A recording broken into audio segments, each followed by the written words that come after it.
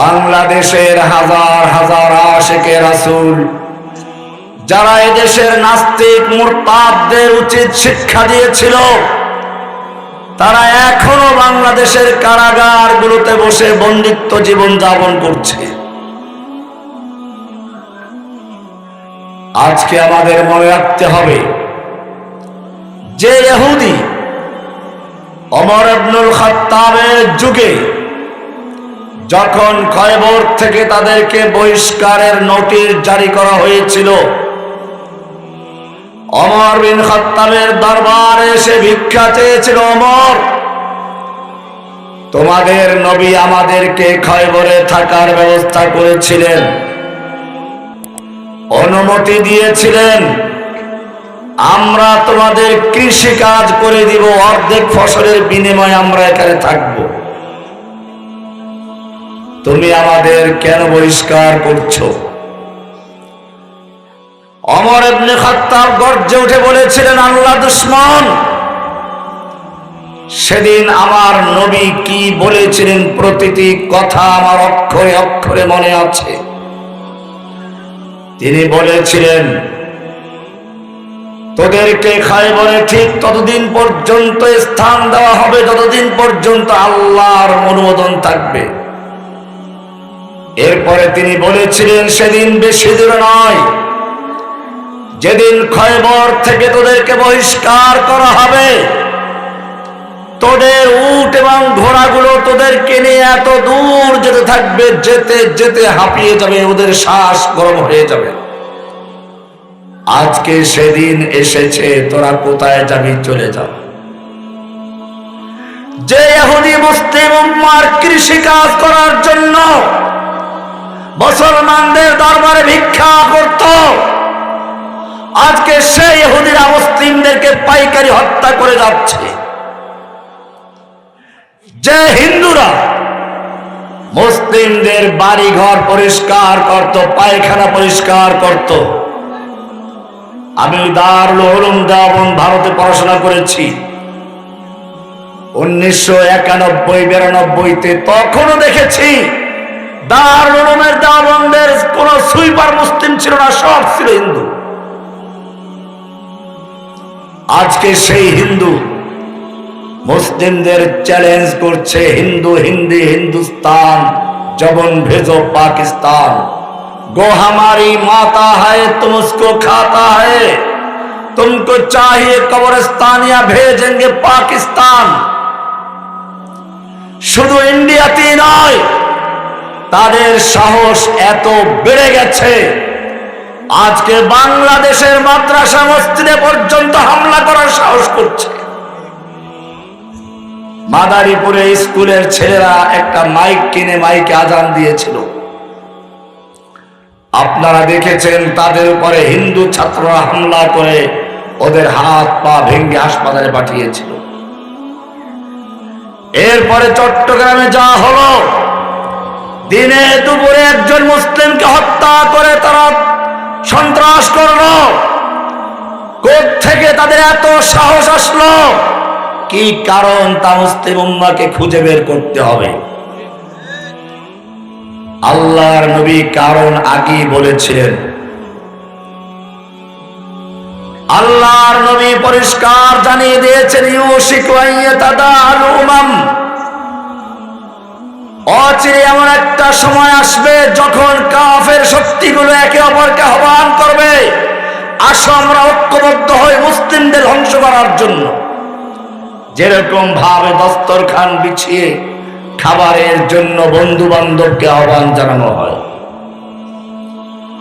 সাহাবায়ে কেরাম আশ্চর্য হলেন, ইয়া রাসূলুল্লাহ, আমরা মুসলিমেও মুসলিম, তা সত্ত্বেও এখনকার সুপার পাওয়ার রোম পারস্য আমাদের ভয়ে থরথর করে কাঁপে, আর সে সময় মুসলিমদেরকে ধ্বংস করার জন্য কাফেররা একে অপরকে আহ্বান করবে, এত শক্তি কোত্থেকে পাবে?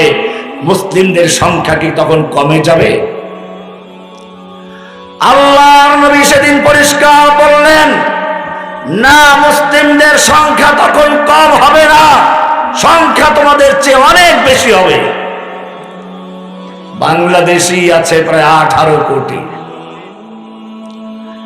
সাহাবায়ে কেরাম বললেন, তাহলে তাদের কাফেরদের এত বড় সাহস কোত্থেকে আসবে? কারণটা কি হবে? আল্লাহর নবী বলেছিলেন, মুসলিমদের সংখ্যা তো অনেক বেশি হবে, ওয়ালাকিন্নাকুম গুসাউন কাগুসাইস সাইল। প্লাবনের সময়, তুফানের সময় পানির উপরে যেমন খড়কুটা ভাসমান থাকে, ঠিক মুসলিম উম্মার অবস্থা হবে ভাসমান খড়কুটার মতো, ফেনার মতো তারা পানির উপরে ভাসতে থাকবে। ওদের ঈমানের কোনো ভিত্তি থাকবে না, তাওহীদের কোনো খবর থাকবে না, ওদের অন্তরের মধ্যে অহান ঢুকিয়ে দেওয়া হবে, অহান। সাহাবায়ে কেরাম প্রশ্ন করলেন, ইয়া রাসূলুল্লাহ ওয়া মাল ওয়াহান? ওয়াহান কি জিনিস? ক্বালাত হুব্বুদ দুনিয়া ওয়া কারাহিয়াতুল মাউত। এক নাম্বার হলো দুনিয়ার ভালোবাসা। দুনিয়ার ভালোবাসা, শয়তান তাদেরকে কৌশল শিখাবে। আমি যদি যুদ্ধের ময়দানে গিয়ে শহীদ হয়ে যাই, মাদ্রাসার কি হবে, মসজিদের কি হবে, আমার বউ কি হবে, বাচ্চা কি হবে, আমার সম্পত্তির কি হবে? হুব্বুদ দুনিয়া ওয়া কারাহিয়াতুল মাউত। আরেকটি হলো আল্লাহর রাস্তায় জীবন দেওয়া, শাহাদাতের মৃত্যুকে তারা অপছন্দ করবে। তারা বরং শহীদ হওয়ার রাস্তা বন্ধ করার জন্য 1 লক্ষ ভুয়া মুক্তির ফতোয়া দিয়ে জিহাদের বিরুদ্ধে ফতোয়া লিখবে। লেখে নাই? ইংরেজরা যেরকম ভাবে ভারতবর্ষ থেকে ইসলামকে ধ্বংস করার জন্য প্রথমে মাদ্রাসা বন্ধ করলো, মসজিদ বন্ধ করলো,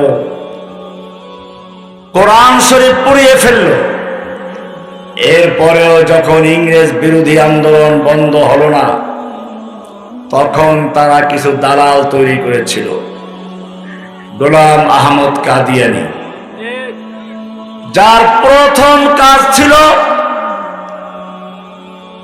জিহাদের বিরুদ্ধে বই লেখা।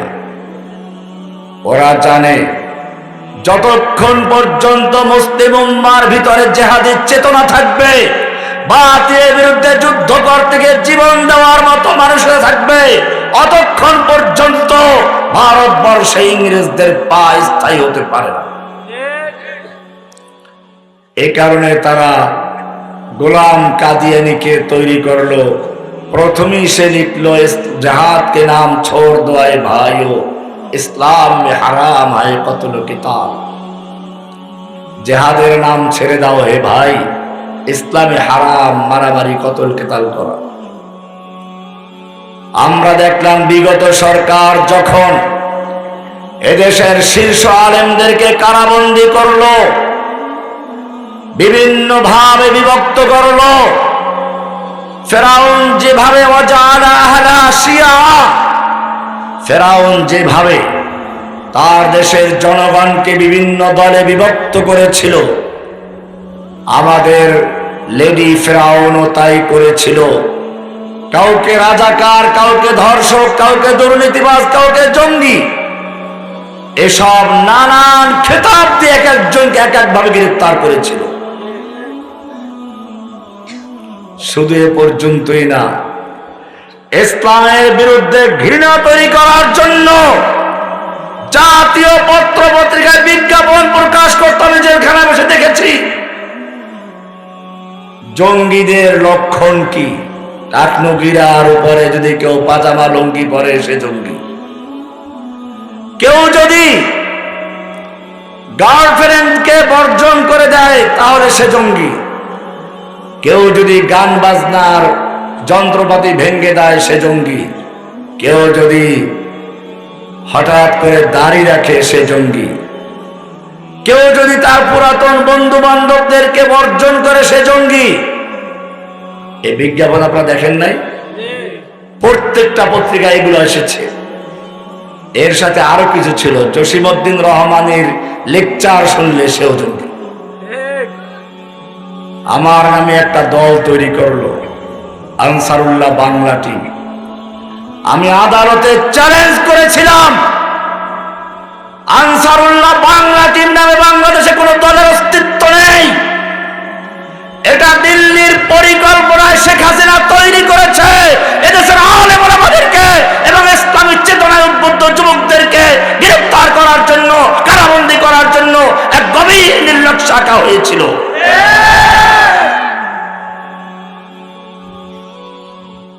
এখনো সে চক্রান্ত শেষ হয় নাই। এখনো হিন্দুদেরকে দিয়ে উস্কানি দেওয়া হচ্ছে। যে ইসকন সন্ত্রাসী কায়দায় মসজিদ মাদ্রাসায় আক্রমণ করেছে, দিনে দুপুরে মানুষ হত্যা করেছে, আমি সরকারকে বলবো অবিলম্বে ইসকনকে সন্ত্রাসী সংগঠন আখ্যায়িত করে নিষিদ্ধ ঘোষণা করে প্রজ্ঞাপন জারি করতে হবে। যদি তা না করা হয়, বাংলাদেশের টেকনাফ থেকে তেতুলিয়া পর্যন্ত সমস্ত যুবকদেরকে নিয়ে ইনশাআল্লাহ ইসলামের প্রতিশোধ ঘরে ধরে তারপর ইন্ডিয়া পাঠিয়ে দেওয়া হবে। বাংলাদেশে ইসলামের প্রস্তুত থাকবেন ইনশাআল্লাহ। ভাইরা আমার, আমাদের মনে রাখতে হবে আজকে মুসলিমদের দুর্বলতা কোন জায়গায়। সাহাবায়ে কেরাম যুদ্ধ করতেন কিসের বলে বলিয়ান হয়ে? ওখানেই আমাদের ফিরে যেতে হবে। আপনারা জানেন আল্লাহর নবীর সাহাবী ওমর ইবনে খাত্তাব খলিফাতুল মুসলিমিন, খালিদ বিন ওলীদ প্রধান সেনাপতি, পারস্যের সেনাপতি রুস্তমের বিরুদ্ধে যুদ্ধ হবে। রুস্তমের 3 লক্ষ সৈন্য মাঠে প্রস্তুত, খালিদ বিন ওলীদের মাত্র কয়েক হাজার। রাতের বেলায় খালেদের তাঁবুতে রুস্তমের গোয়েন্দারা হাজির। দেখলো যে মুসলিমরা কান্নাকাটি করছে। গোয়েন্দারা রিপোর্ট করলো মুসলিমদের বিরুদ্ধে যুদ্ধ করার কোনো প্রয়োজন নেই, ওরা আমাদের ভয়তে কান্নাকাটি করছে। রুস্তম চিন্তা করলো তাহলে 3 লাখ সৈন্য দরকার নেই, 1 লক্ষ সৈন্য নিয়ে মাঠে নামে। 1 লক্ষ সৈন্য নিয়ে কয়েক হাজার মুসলিমদের বিরুদ্ধে যুদ্ধে নামলো। যেই মুসলিমদের সম্পর্কে গোয়েন্দা রিপোর্ট ছিল তারা ভয়ে ক্রন্দন করছে, যুদ্ধ যখন শুরু হলো এক একজন মুসলিম মুজাহিদ ওদের হাজার হাজার কাফেরকে হত্যা করে লাশের স্তূপ করে দিচ্ছে। এক একজন মুসলিম ওদের কাতারে ঢুকে ওদের যেদিকে যাচ্ছে কাতার ফাঁকা করে দিচ্ছে। রুস্তম বলল যুদ্ধ বন্ধ করো।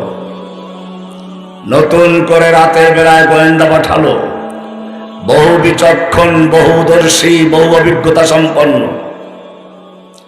আজকেও গোয়েন্দার আগে দেখলো হ্যাঁ মুসলিমরা তো কান্নাকাটি করছে। মুসলিমরা শেষ রাতে কান্নাকাটি করে কার কাছে?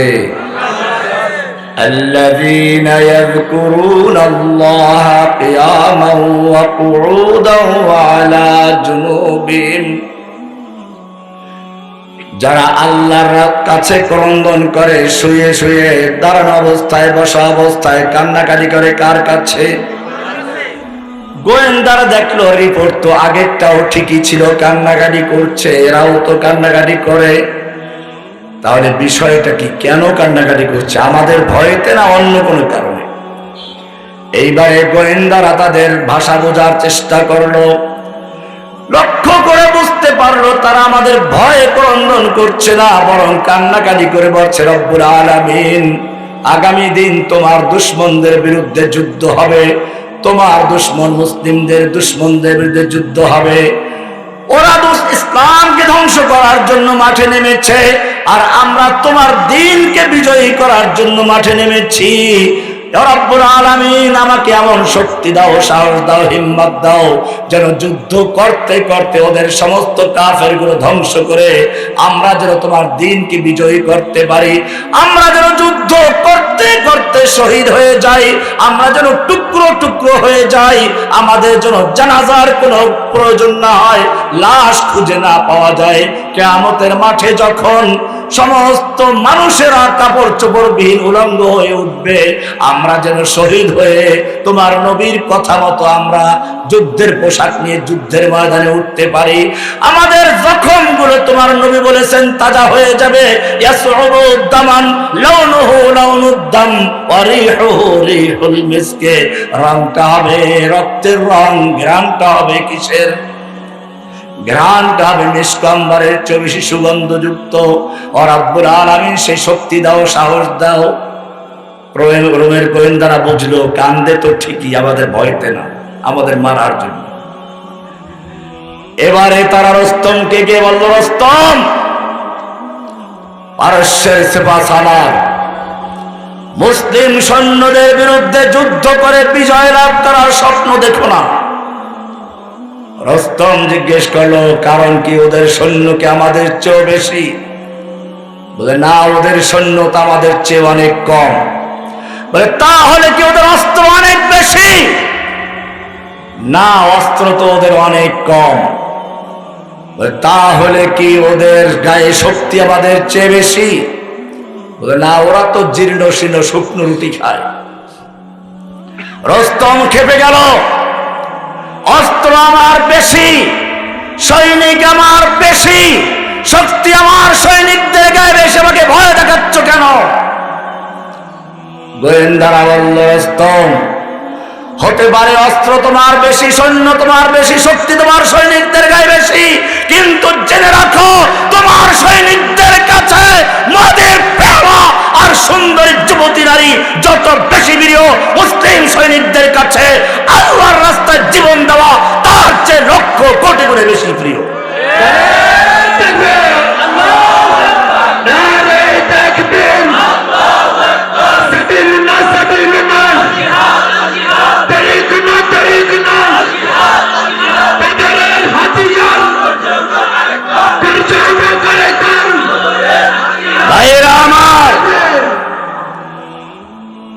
মুসলিমরা যুদ্ধ করত আল্লাহর উপরে ভরসা রেখে, তাওহীদের ঈমান নিয়ে। যেই মুসলিম উম্মাহ রাতভর আল্লাহর দরবারে ক্রন্দন করে শক্তি যোগায়, আজকে সেই মুসলিম দেশের যুবকেরা রাতভর মূর্তি গিয়ে পাহারাদারি করে। কাকে খুশি করার জন্য? কোরআন তোমাকে পরিষ্কার জানিয়ে দিয়েছে, ওয়ালান তারদা আনকাল ইয়াহুদু ওয়ালান নাসারা হাত্তা তাত্তাবিআ মিল্লাতাহুম।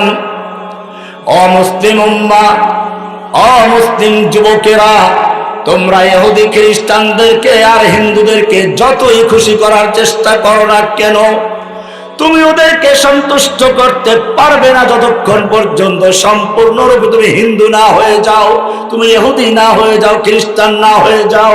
কোরআন আরো সাবধান করে দিয়েছে, লাতাজিদান্না আশাদ্দান নাসি আদাওয়া, লাতাজিদান্না আশাদ্দান নাসি আদাওয়াতাল লিল্লাযীনা আমানুল ইয়াহুদা ওয়াল্লাযীনা আশরাকু। কোরআনের পরিষ্কার আয়াত। মুমিনদের বিরুদ্ধে সবচেয়ে কঠোর শত্রু হিসেবে পাবে তোমরা দুইটা জাতিকে। কয়টা জাতিকে? একটা জাতি যারা তোমাদেরকে ফিলিস্তিনে হত্যা করছে, ইহুদি জাতি, আর একটা হচ্ছে যারা ভারতে তোমাদেরকে হত্যা করছে, মুশরিক মূর্তিপূজক জাতি। এখানে কোনো তাফসীরের প্রয়োজন নেই।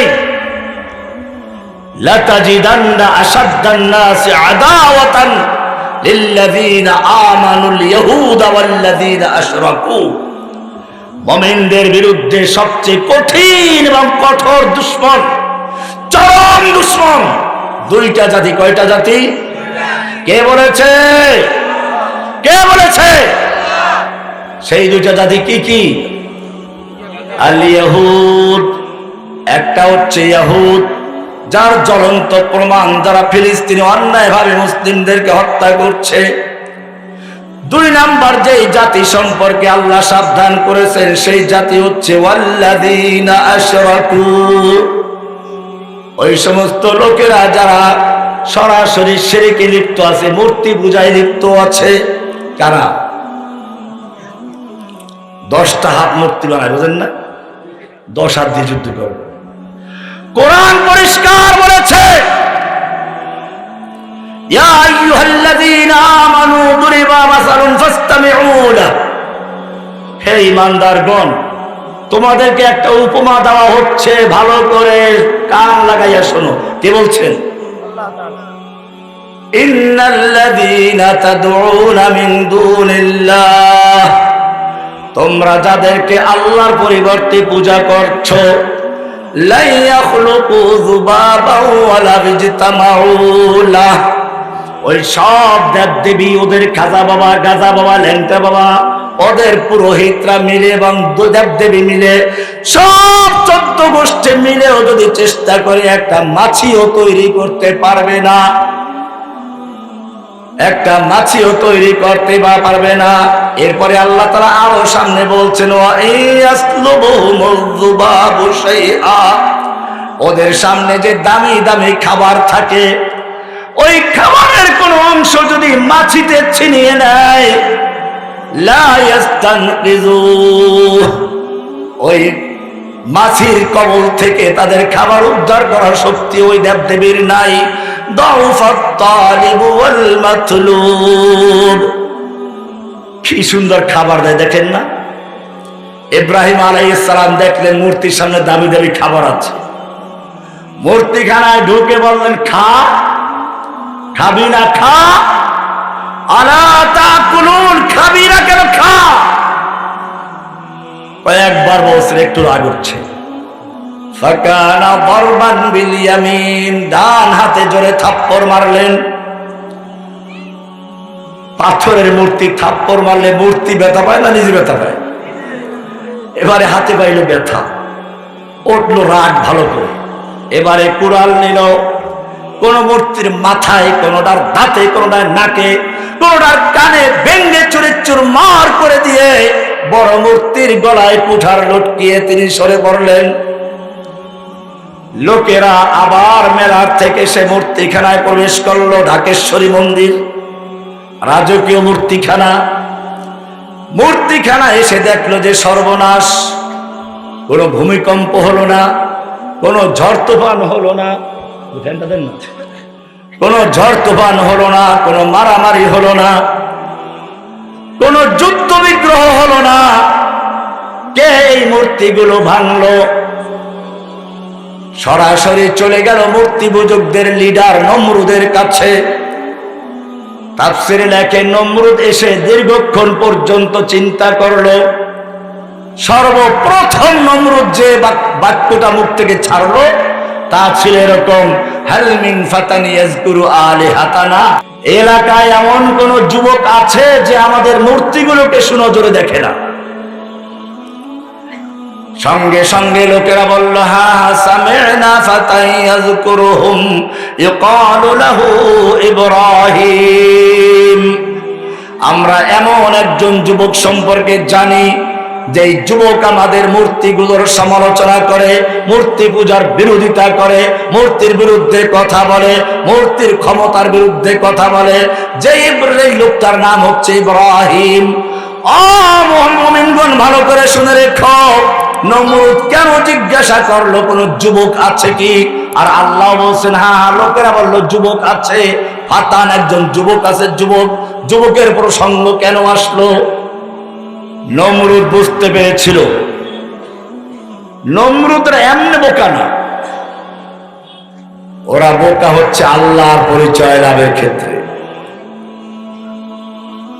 ওরা এমনি সব বুঝে।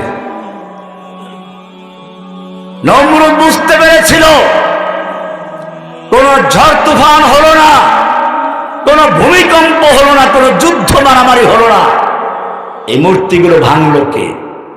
নিশ্চয় এটা মূর্তি ভাঙ্গা পর্যন্ত শেষ নয়, বরং এটা হচ্ছে মূর্তির সমাজকে ভেঙে দিয়ে তাওহীদের সমাজ গড়ার জন্য এক মহা পরিকল্পনার সূচনা মাত্র। আর এই রকমের পরিকল্পনা কোন বুড়া মানুষের মাথায় আসে না, আসে তো যুবকের মাথায় আছে। সেজন্য যুবকের প্রশ্ন করেছিল। আমি বাংলাদেশের যুবকদের ধন্যবাদ জানাই, যারা সে ইব্রাহিমের আদর্শ নিয়ে যখন সারা বাংলার রাস্তার গলিতে গলিতে মোড়ে মোড়ে অফিসে আদালতে সব জায়গায় একটা মূর্তির আদর্শ বাস্তবায়ন করার চক্রান্ত করেছিল, আল্লাহর নবীর আদর্শকে বাতিল করে দিয়ে নবীর বিরুদ্ধে কটূক্তি করে নবীকে অবমাননা করে একটা মূর্তির আদর্শ বাস্তবায়ন করার চক্রান্ত করেছিল। বাকি ছিল মসজিদে ইমাম সাহেবের পিছনে মূর্তি রাখাটা, ওটাও হয়তো কয়েকদিন পরে করত। এদেশের যুবকেরা এই মূর্তির বিরুদ্ধে এমন ভাবে খেপে গেল, শুধু মূর্তি নয় মূর্তি পূজককেও দাঁড়িয়েছে। কোরআন বলছে সূরা